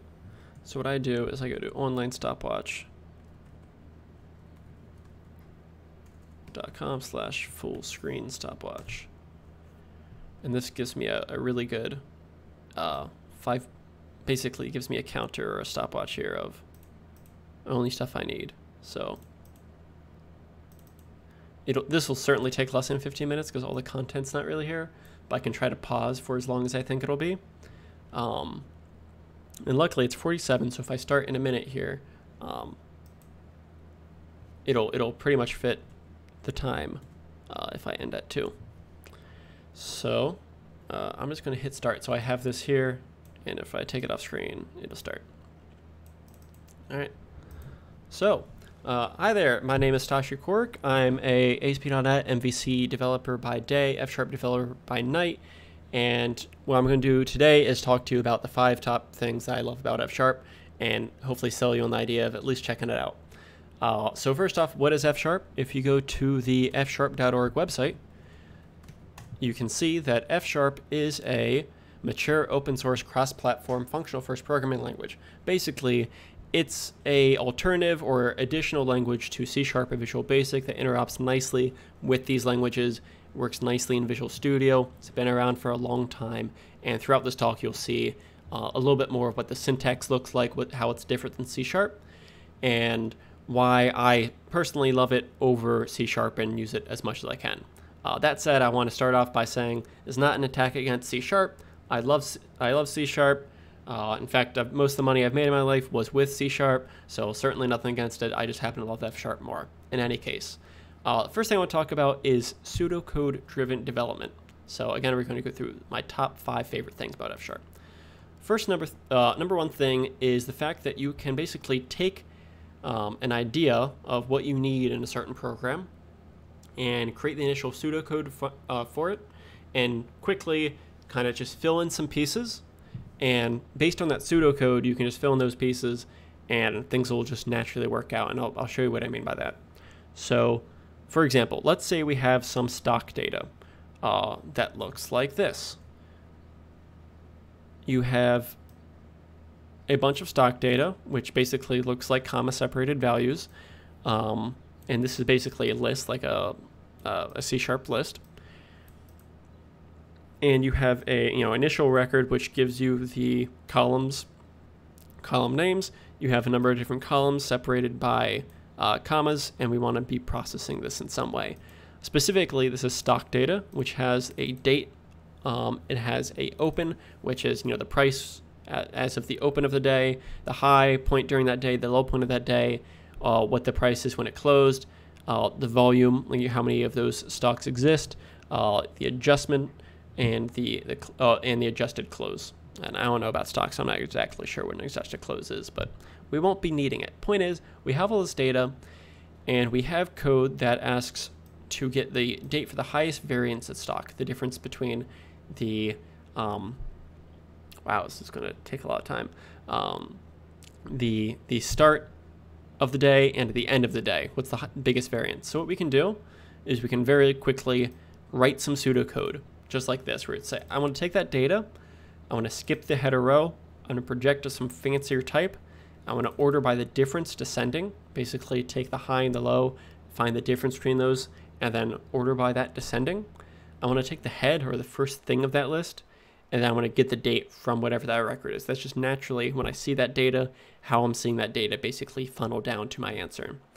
And once I've done that, once I've kind of got the syntax and I get past the syntax hurdles, I can basically just fill in those functions. For example, I have a skip header row, and that's pretty simple. I can just basically alias that as a function that skips this. This is pretty much similar to skip in C#. Project to the fancy type. Basically, I created some fancy type before. All I'm going to do is split it by commas and then project it there. Russian, this is going to take a lot of time. Order by difference descending.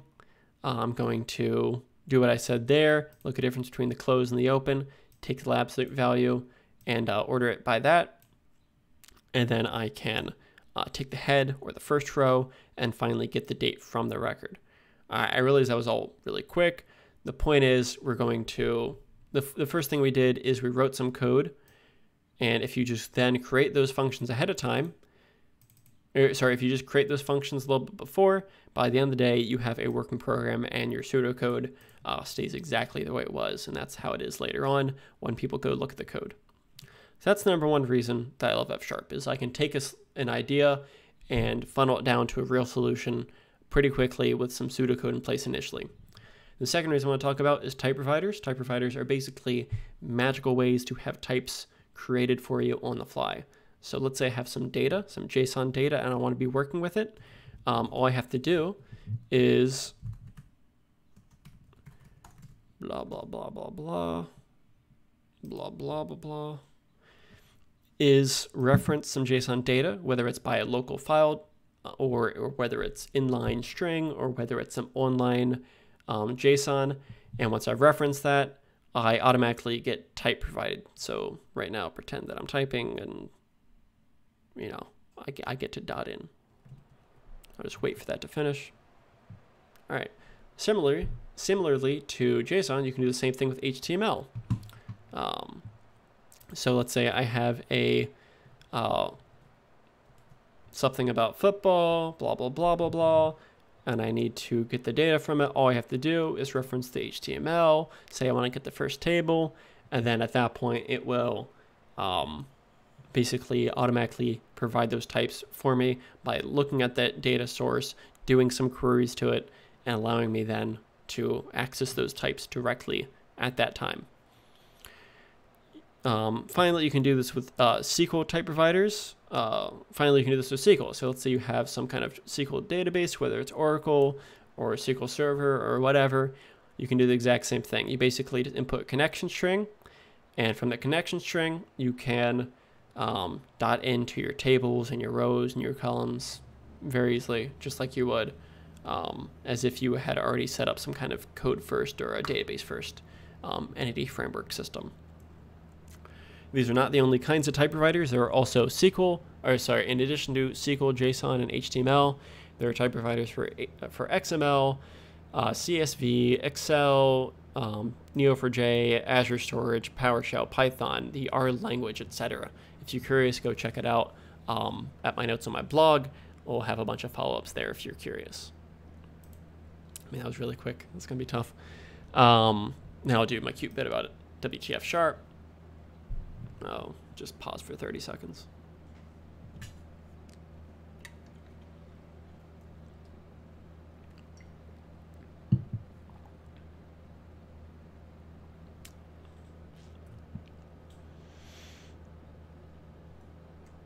It's going to be over time. Yeah. I'm definitely going to have to kill some things.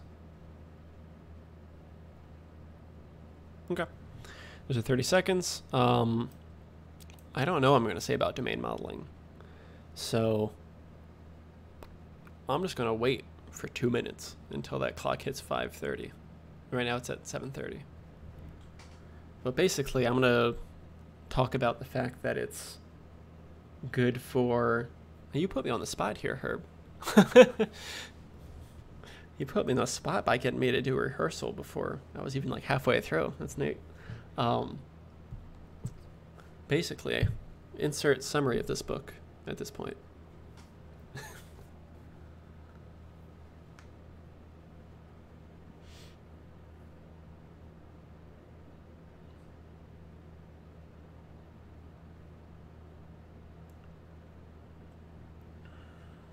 Got another minute to kill.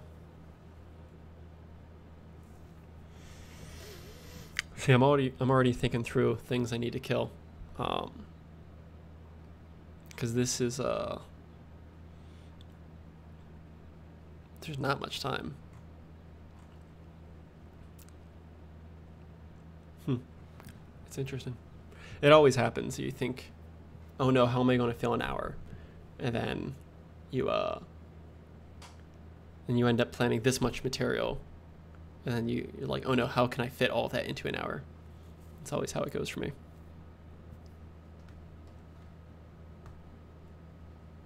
All right, I'm killed enough time.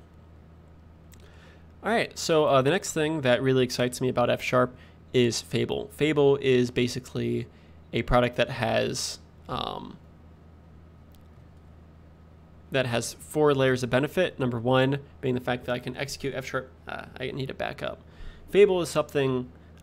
Fable is a tool that transpiles your F# code into JavaScript. It has 4 layers of benefit. First benefit is the fact that it executes F# code in your browser. So, for example, that pseudocode-driven development, here is it executing in JavaScript form. Pause, pause, pause, blah, blah, blah. Second layer benefit to Fable is the ability to access core browser functionality. So not only can I use the F# language, I can also use things like alerts and DOMs and Canvas like this. Show an example.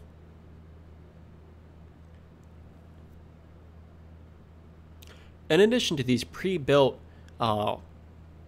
bindings to JavaScript, things such as Canvas and DOM, you can of course access the rest of the JavaScript ecosystem in a type-safe way. For example, all the JavaScript frameworks, Node, Electron, mobile apps, console apps, games, etc., all possible through Fable by using F#. You can do all those things in a type-safe way now. You can create bindings on the fly by using a tool called ts2fable. Yeah. And finally, we can do. I might have to kill it to 4 topics. And finally, the safe stack is a great way to do full stack development in F# in one language. Safe stack is basically 4 things. It's Saturn, which is a server-side web framework. It's Azure, which is the hosting platform that people typically transport this to. Fable, the tool we just talked about, which transforms your F# code to JavaScript. And Elmish, basically, I don't know, it's basically React. It's really not, but oh well. I gotta think of a better way to present that. Anyway, so here's it in action. So I guess little demo, whatever. I said, so here you can see some code that I'm using both on the client side and on the server side, where we have, some domain models that are shared on both ends, rather than having to create, some kind of JavaScript object that represents our data structure and also some C# class that represents it. I can do it in one place in one file and reference that file both client side and server side, which really allows me to have type safety across the stack. In addition to the safety, safe stack's really nice because I just have a single language to learn, so I get to reuse my skills a lot. If you want to get started, I don't have time to show off how to get started. Kill that node. And finally, testing is good, or something. Not only can you do your normal testing using little F# wrappers such as fsunit. Actually, I'm going to even kill unquote. No time for that. You can do so with readable names. Here's an example of testing some C# code with F# code using fsunit and some readable names. Show demo. In addition to normal style testing where you're, you're doing unit tests and whatever, you can also use fscheck, which purposely tries to break your code by using a number of different inputs for every test, using a different range. Here's an example of what that looks like.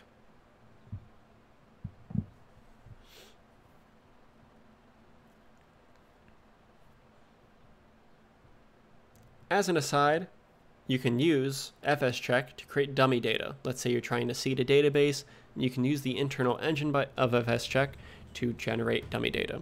Actually, I think I should just kill that. That is going to be just too much. Actually, we'll see. Maybe if I kill enough, that'll still be in there. Finally, a tool that's really useful is Canopy, which allows you to do web testing.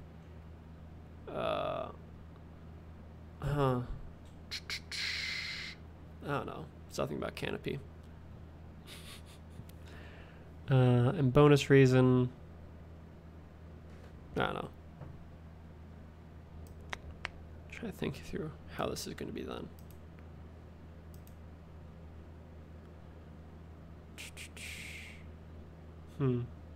I know I'm going over time because I'm thinking too much, but I think that's okay.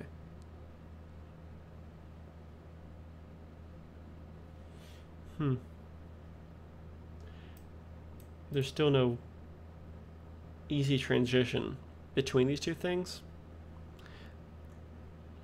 But this is good enough. Yeah, I think it'll work well. All right. There's my first rundown. I could go through the outro and questions and whatnot, but questions will be silly. So I'm just going to leave it there. And good. I'm glad I did that. That was interesting, doing a run through a minute and 45 after starting to write the talk. So I appreciate that. That was interesting. So like I said before, I think I'm going to take a break now. There's a chance I might sign on back later today. There's a greater chance that I'll probably wrap this up next weekend, just because I got to pack some more boxes today and refresh my brain. But it was nice doing this. I'll come back soon, and yeah, we'll do that. Any last questions or comments? This has been pretty fun. I'm not sure if this is how people typically write their talks, but no, that's how I do it.